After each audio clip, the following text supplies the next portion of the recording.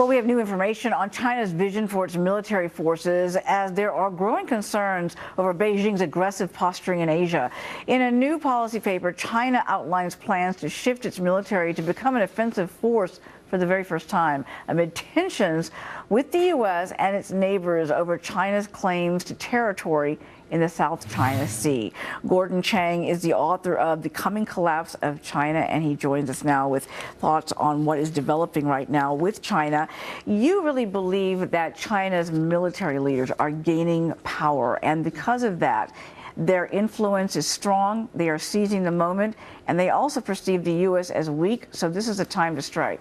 Yeah, there are a lot of things going on here. So first of all, Chinese generals and admirals are now very influential in the Chinese political system. They form the core of Xi Jinping's support. He's the leader.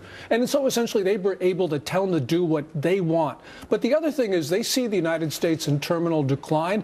They don't think very much of this president. They didn't think very much of the one before him. And so they sort of see weak U.S. leadership one right after the other. So they think that this is their moment to strike out. It's their century. So they are striking out in a way to show that they want to remain dominant. They want to be the force for the 21st century. Yeah, and they're trying to write the rules for the 21st century in the South China Sea. What they're trying to do is close off international water and airspace. The United States has traditionally been, from the very moment of our founding of our republic, has really been a supporter of the global commons. And so what we're saying is basically we want the rules to remain open. We want countries to be able to go on international water, international airspace. The Chinese are trying to close it off. But the U.S. has really no claim to that region. That's right, and that's really one of our strengths. We don't have any territorial claims. Only what we're trying to do is defend the global commons. Countries in the region which do have territorial claims, Vietnam, Philippines, Indonesia, Brunei, Malaysia, they're looking to the United States because they know that we are the honest broker. But you write in a recent column that you are saying that this is reminiscent of the Japanese military in the 1930s. It's essentially the same dynamic. You have the Japanese military then were gaining a lot of power.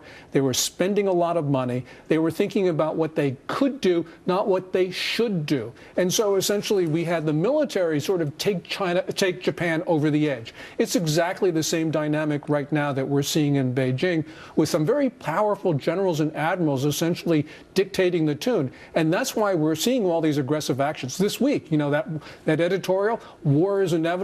Yesterday, that white paper, which has really put a very aggressive and bellicose tone on what China wants to do. That white paper, if you could expand on it a little bit in terms of why it's had such a dramatic impact right now. What they're doing is a couple things. They're talking about aggressive defense, active defense, which is a concept that goes back to Mao Zedong. But the other thing is they're shifting the focus of their efforts from the land to the sea. And in the sea, they're focusing from coastal defense, which they've done before, now to the open maritime areas. In other words, the oceans.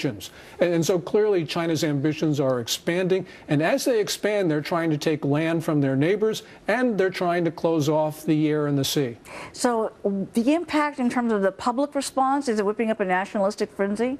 Oh, well, absolutely, because this Global Times editorial on Monday was in Chinese. When the Chinese government wants to signal something to the international community to, let's say, intimidate us, they write it in English. This one was in Chinese so that China's own people see this. They now see this whole sense of war as a real possibility, and that China is defending its rights. So they're really, I think, trying to whip up a nationalistic fervor. And part of the reason they're doing that is their economy right now is in such trouble. It's probably not growing, or if it's growing, maybe only 1 or 2%. So they can't rely on prosperity for the basis of legitimacy. Their legitimacy now is nationalism, and that means beating up on the neighbors and identifying the United States as an enemy, which is what they did in that white paper. But before they were moving forward with economic reforms and being part of the global community, now we're seeing that they're partnering up with Russia and going back to what they know best, the use of force. Right, and that's the real problem. You have both Putin and Xi Jinping. They see their interests are converging. They're trying to redraw their maps by taking their boundaries outwards, and they're supporting each other. The Chinese are financing Putin's aggression in the Ukraine.